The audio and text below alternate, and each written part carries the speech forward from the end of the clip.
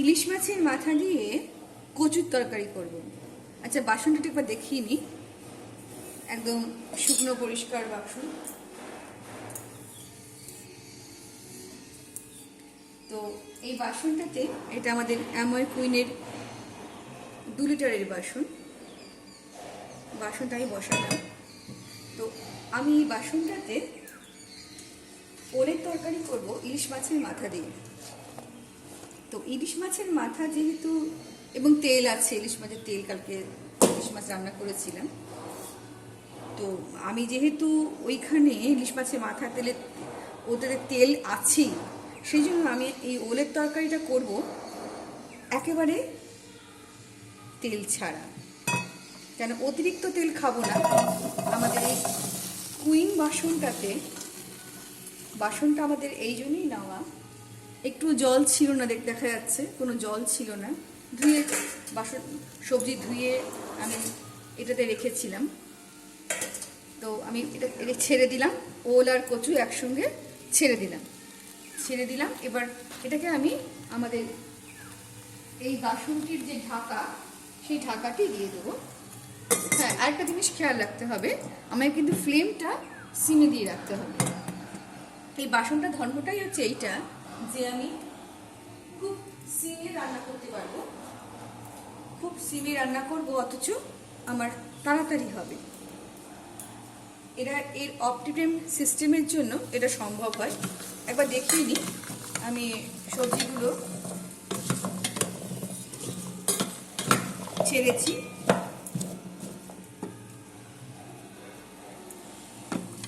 নেড়ে দিলাম একবার, আমি জাস্ট একবার নেড়ে দিলাম, আর একটুখানি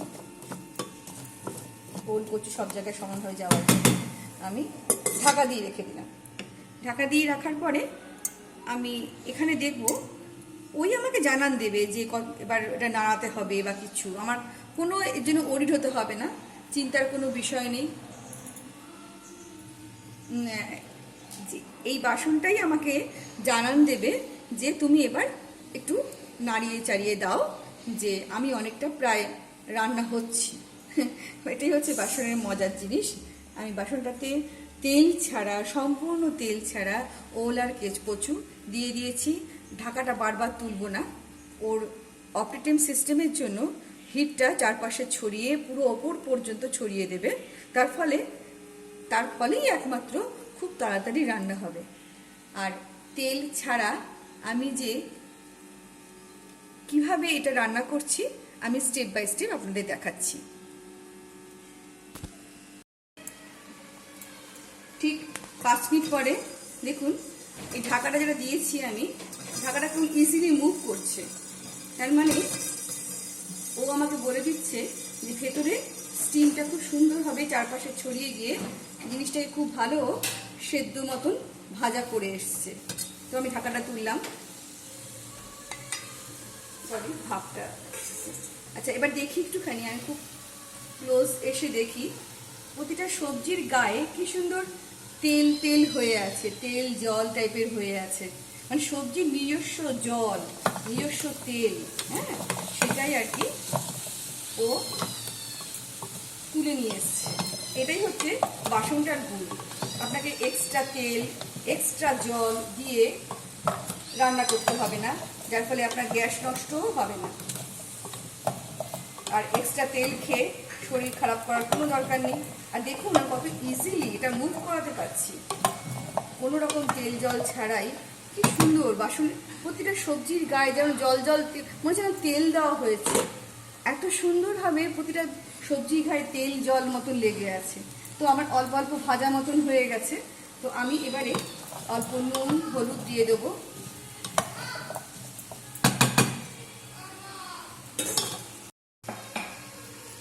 আমি এবার নুন দিয়ে দিচ্ছি, নুন হলুদ দিয়ে দেবো। মোটামুটি আমার একটু ভাজা হয়েই গেছে। বাসনটাই আমাকে জানান দিয়েছে যে ভাজাটা অনেকটাই হয়ে গিয়েছে। আর সবজি বেশি ভেজে খাওয়ার কোনো দরকারই নেই।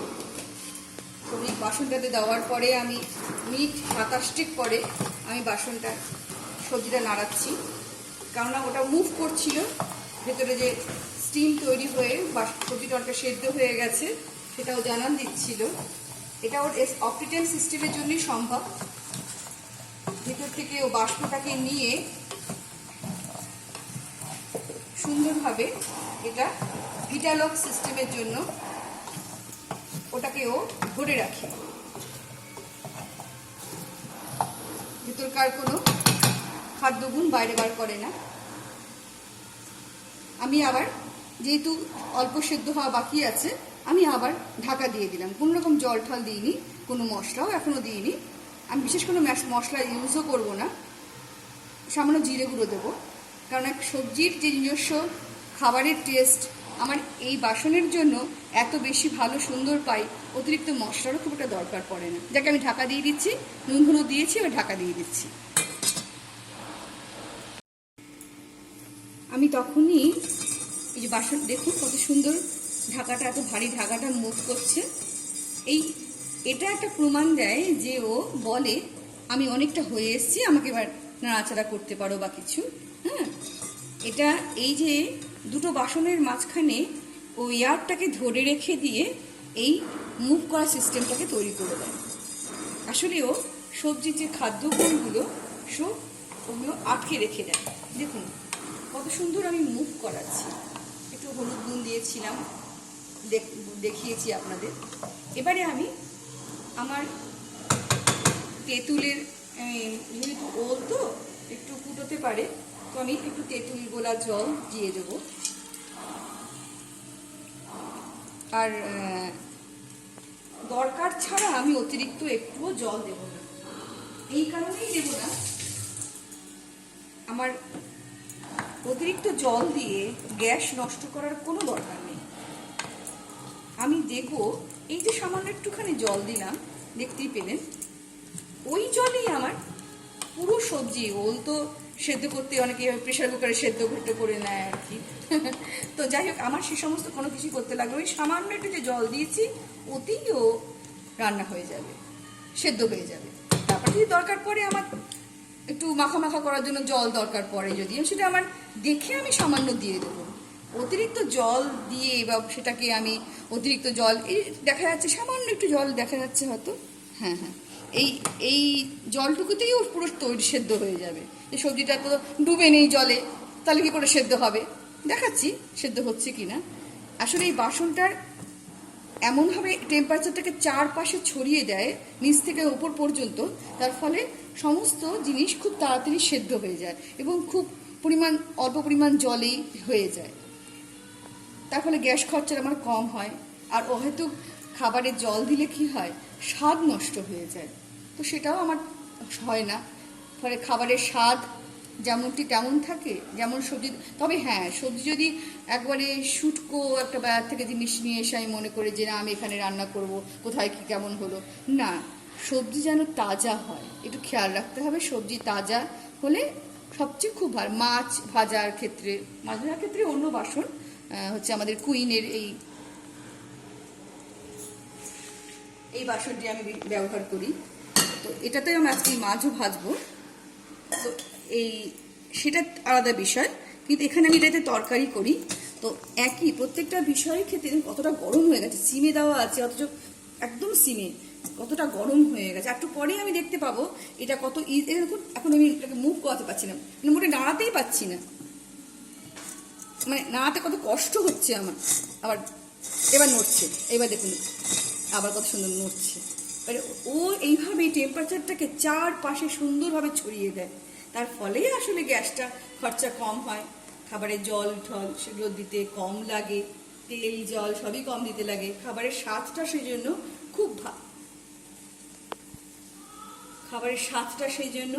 খুব ভালো থাকে। আর খাবারের স্বাদ ভালো থাকলে আমার এরকম বাসনটা কি সুন্দর নড়ছে, এটা অপটিক্যাল সিস্টেমের জন্যই নড়ছে। আমি আসছি মিনিট 2-3 পরেই আবার আসছি, তখন দেখবো আমার ওই সামান্য জলেই অর্ধেকও ডোবা নয় সবজি আমার, এমনভাবে জল দেওয়া আছে, ওতেই পুরো সেদ্ধ হয়ে গেছে। বাসনটা ইজিলি মুভ করছে। আমি আগেই বলেছি এর ফলে ও জানান দিয়ে দেয় ভেতরের জিনিস অনেকটাই সেদ্ধ হয়ে গেছে বা সেদ্ধ পুরোই হয়ে গেছে। দেখি পুরো সেদ্ধ হয়েছে কিনা সেই সামান্য জলে।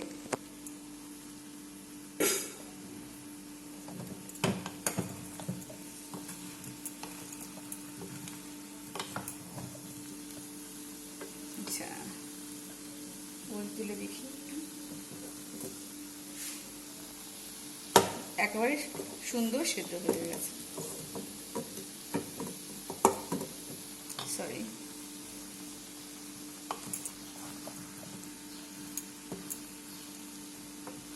বাসন সবজিগুলো গলে যাচ্ছে, দেখা যাচ্ছে গলেই গেছে, তাহলে আমার আর দরকার নেই ওয়েট করা, একদম গলে গেছে। আমার আর ওয়েট করার দরকার নেই, মাথাটা আমি দিয়ে দিই। অনেকে হয়তো মাথাটাকে আরেকবার ভেজে নেবেন, আমার অতিরিক্ত তেল খাওয়ার যখন দরকার নেই, আমি সেই জন্য আর মাথাটাকে আবার ভাজবো না। আমি বা কেউ নেড়ে নিতেও পারেন তেল দিয়ে, সেটা তার পার্সোনাল ব্যাপার। আমি এইখানে এবারে মাথাটা দিয়েছি, মাথাটাকে একটুখানি মাখা মাখা করার জন্য আবার সামান্য জল দিয়ে দিলাম। যেহেতু এই তরকারিটায় ঝোল থাকবে না, সেহেতু আমার সবজিও সেদ্ধ হয়ে গেছে, খালি মাথাটা মাখা মাখা হবে বলে আমি আগেই দিতে পারতাম মাথাটা, কিন্তু অহেতুক মাথাটাকে আগে দিলে বেশি ঘেটে যাবে, তাই দিইনি। এখানে সবজি তো আমার সেদ্ধ হয়েই গেছে, আমি মাথা যদি না দিতাম তো আমি তখনই নামাতে পারতাম। যেহেতু মাথাটাকে পরে দিয়েছি, তাই আরেকবার একটু জল দিয়ে মাথাটাকে দিয়ে দিলাম। আর মাথাটা দিয়েছি বলেই কিন্তু আমি সবজির মধ্যে একটু তেল দিইনি। এ পর্যন্ত তেল ছাড়া আর সামান্য জলে আমি রান্নাটা করলাম। আমি জলের মাপটাও দেখিয়ে দিচ্ছি ঠিক কতটা আমি জল দিয়েছি। আমি একটু দেখাই ঠিক কতটা জল দিয়েছিলাম। তখন তেঁতুলটা গুলেছিলাম এর মধ্যে, দেখিয়েছি আমি বাটিটার এই প্লেটটার মধ্যে জল দিয়েছিলাম, ঠিক এই পরিমাণ জল আমি দিয়েছিলাম। তখন এই জলটা হাফ কাপ জল। আচ্ছা, এরপরে আমি জল দিয়েছিলাম, এটার মধ্যে করে ধুয়ে জল দিলাম, বাসনটা ধুয়ে জল দিলাম। 1 কাপের থেকে সামান্য একটু বেশি, মানে এই যে কাপটা, এই কাপের হাফ কাপ জল দিয়েছি। হাফ কাপের থেকে ওই জাস্ট একটু খুব সামান্য বেশি, তাই দিয়ে পুরো ওলের তরকারিটা আমি তৈরি করলাম। আলু ছিল 3টি, ওলও ছিল 2-250 গ্রামের।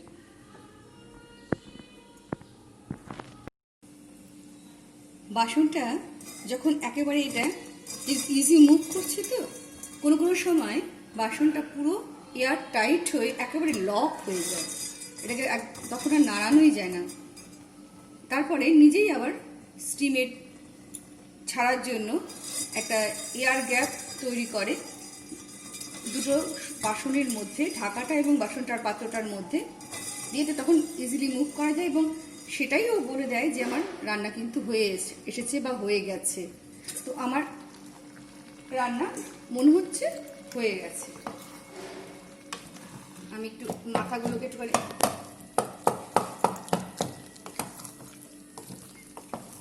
ভেঙে দিলাম, একেবারেই রান্না হয়ে গেছে। আসলে আমার কিন্তু, আমি অফ করে দিলাম, রান্না কিন্তু আমার আগেই হয়ে গিয়েছিল। আমি কিন্তু এই যে কাপের জলে হাফ কাপ জল দিয়েছিলাম, তেঁতুল গোলা জলটা মেনলি কচু ওল বলে দিয়েছি, তো সেই জলে কিন্তু আমার ওলটা সেদ্ধ হয়ে গিয়েছিল। পরে যখন আমি এই বাসনে আমার মাথাটা ছিল, তো সেইটা আমি ধুয়ে যখন জল দিয়েছি, মাথাটাকে জাস্ট ওর মধ্যে মাখার জন্য দিয়েছিলাম। আমার যে এই কাপের যে এতটা জল আমার সব মিলিয়ে লেগেছে, সেদ্ধ করার জন্য কিন্তু নয়, আমার মেনলি সেদ্ধ করতে এই কাপের হাফ কাপ জল লেগেছিল। যাই হোক, সমস্তটাই আপনারা দেখেছেন, এর মধ্যে না দেখানো কিছু নেই। আমি এবারে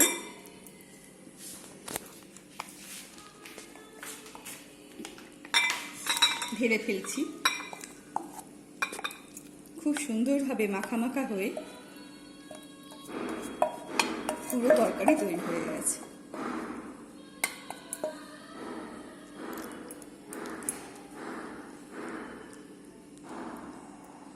প্রত্যেকটা ওল, আলু সমস্ত সেদ্ধ, এবং সেদ্ধ নয়, একটু বেশি সেদ্ধই হয়ে গেছে, কারণ ওই মাথাটা দেওয়ার জন্য আমার। এক সেকেন্ড। যেমনভাবে আমরা দেখে থাকি নুন চিনি কেমন হয়েছে, সেভাবে একটুখানি আমি টেস্ট করে দেখতেই পারি। বাহ, দারুণ! তেঁতুলের টক টক স্বাদ, আর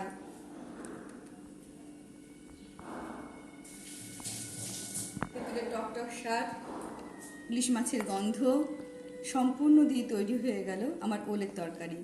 এতটুকু তেল ছাড়া, মানে এতটুকুও তেল দেওয়া নেই। আমি তেলটা দেবো কেন?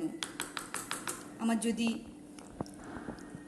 ইলিশ মাছের মাথার মধ্যে তেল রয়েছে, আবার মাছের যে সামান্য তেল ছিল সেটাও তেল ছিল, আমি সেই জন্য সমস্ত রান্নাটা তেল ছাড়া করলাম।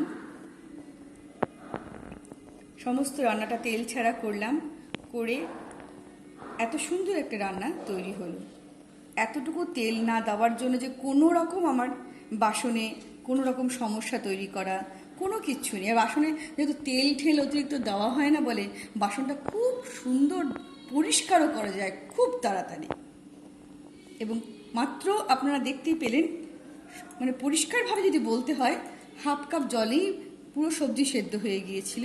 আমি মাখা করার জন্য আর 1 কাপ জল দিয়ে, কারণ একটু ঝোল আলু জল টেনে নেবে সেই জন্য আমি আরও 1 কাপ জল দিয়েছিলাম। এত কম জলে এত কম সময়ে এত সুন্দর ওল তরকারি। ওলটা দেখুন কত ভেঙে গেছে, মানে আলাদা করে সেদ্ধ করতে হচ্ছে না, কোনো রকমভাবে আমাকে আলাদা কোনো পরিশ্রমও করতে, বারবার নাড়তে হচ্ছে না, তেল দেওয়া নেই বলে বারবার নাড়বো না। ও তো অপটিমাম সিস্টেমের জন্য বারবার আমাকে দেখাচ্ছে ঢাকাটা যে এইবার তুমি নাড়তে পারো। অনেক সময় এমন হয় একেবারেও নাড়তে লাগে না, টোটাল সবজিটাই সেদ্ধ হয়ে যায়। ঠিক আছে, তাহলে আরেকটা কথা আমি একটুখানি বোধহয় ভুল বলে ফেলেছিলাম। ওলটা ছিল কিন্তু কাটার পরে 500 গ্রাম, আলু ছিল প্রমাণ সাইজের 3 টুকরো, 3 টুকরো নয়, 3টি আলু, এবং ওলটা 500 গ্রামের বেশি ছিল, মানে কাটার পরে 500 গ্রাম ওল। এবং আপনি তরকারির সাইজ দেখেও বুঝতে পারছেন, পরিমাণ দেখেও বুঝতে পারছেন যে কতটা তরকারি তৈরি হয়েছে 2 লিটারের আমাদের অ্যামোয়ে কুইর বাসনে।